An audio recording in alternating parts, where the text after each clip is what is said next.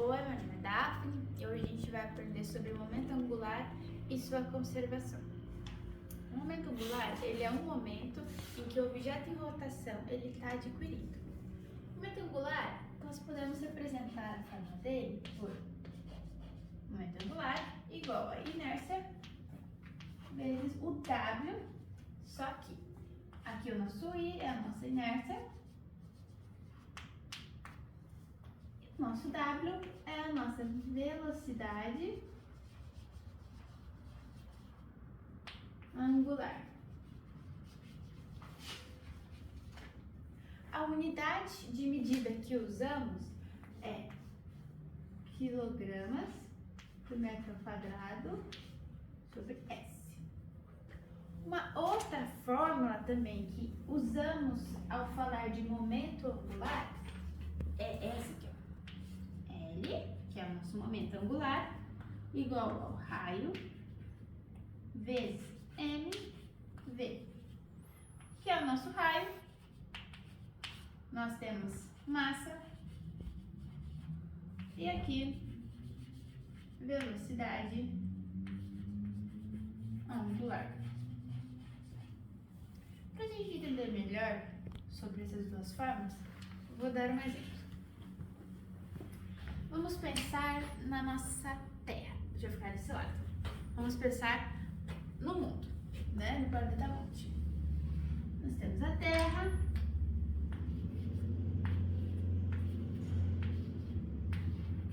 E a Terra, ela exerce um movimento. Ela gira em torno do seu próprio eixo. Então, ela gira, ela exerce uma velocidade no qual ela gira em torno do seu próprio eixo. É a nossa velocidade. Só que a Terra, devido ao seu tamanho e a sua distribuição de peso, ela possui um valor grande de inércia. E uma característica é que quanto maior a inércia, maior o momento angular. Agora vamos ter um outro exemplo. Nós temos aqui o Sol, e aqui um orbital, né? E a Terra aqui, vamos pensar. A gente chama esse movimento que a Terra faz de translação, é o que nós chamamos de momento angular orbital.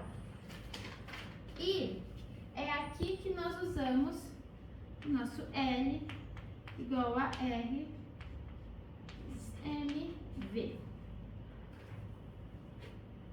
Existem diferenças. Quando a Terra está girando no seu próprio eixo, a gente usa aquela fórmula de momento angular, onde nós temos inércia vezes velocidade. Aqui nós vamos calcular o raio que ela exerce aqui, a massa da Terra e a velocidade que ela está girando. Quando a gente calcula o momento angular, a gente também está falando sobre o plano. Isso pode variar também. E uma observação, já que nós estamos falando de química, é que quando os químicos eles usam bastante o momento angular para falar sobre os átomos na sua nuvem elétrica. Quando eles querem descobrir se são subatômicos ou perazatômicos, eles usam o momento angular para poder calcular. Agora, vamos falar sobre sua conservação.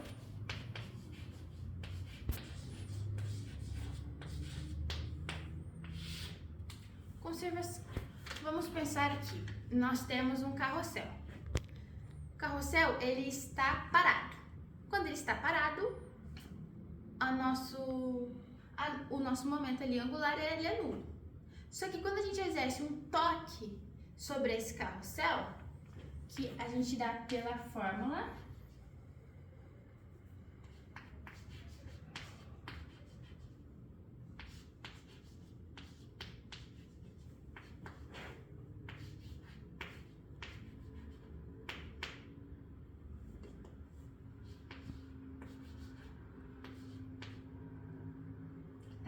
quando empurramos um carrossel, quando nós damos esse toque que nós chamamos, o movimento de rotação dele aumenta. Então, há uma variação variação de momento angular. Agora, se nós formos pensar em um ratinho, vamos desenhar um ratinho. Em um ratinho, que ele vai correr na rodinha dele. A partir do momento em que nós não temos o rato, nós temos apenas aqui a nossa roda. O momento angular, ele está conservado, porque não há variação nenhuma, ela está parada. Então, o nosso t, ele é nulo. Quando o t é nulo, não há variação. Então, é aí que a gente tem a conservação. Mas, a partir do momento em que o nosso ratinho começa a andar, ele começa a caminhar para cá, e a nossa roda ir no sentido oposto, ainda permanece nulo. A nossa conservação angular permanece. Por quê? O movimento que o ratinho está fazendo sobre a roda, o movimento dele compensa o movimento em que a roda está tendo. Então, é nulo. Aí, se tivesse um outro ratinho que fosse no oposto, né, aí teríamos uma variação. Mas então, só resumindo, a conservação de momento angular é quando o nosso t é nulo, quando não há esse toque, quando não há a variação. Se é nulo, não há variação e há conservação angular. Bom, vamos fazer uma retomada de tudo. Momento angular é o momento em que o objeto em movimento adquire. Ele é dado por esta fórmula, momento angular igual a inércia vezes a velocidade angular, ou também podemos calcular através de raio vezes massa vezes velocidade.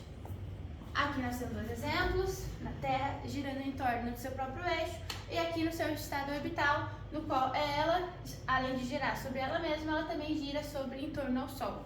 E aqui nós usamos o raio, porque nós temos um movimento circular aqui.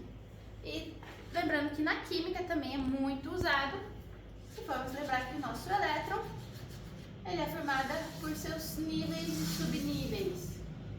Se a gente quer calcular se o átomo ele é subatômico ou atômico, nós também usamos esta fórmula.